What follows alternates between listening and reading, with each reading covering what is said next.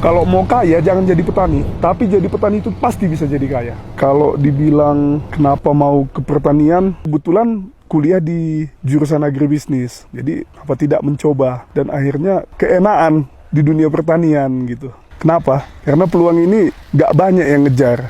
Kalau dilihat dari satu sudut pandang, ini jadi peluang besar sama yang mau bertani. Karena di saat banyak nanti yang bertani, kompetisi semakin besar.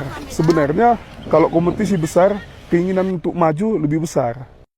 Kalau di kampung kami ini, kalau dulu kuliah jauh-jauh sampai ke Jawa, terus pulang dan kembali megang tanah seperti orang tuanya, berarti gagal kuliah. Ijazahnya ini dipertanyakan gitu. Nah, sampai banyak yang cemooh, kamu itu nggak pantas jadi petani. Pantasnya itu jadi pekerja di bank. Kalau minder, pasti minder. Jadi untuk pembuktiannya, aku nggak muluk-muluk. Cuman tanam, rawat dengan baik, hasilkan.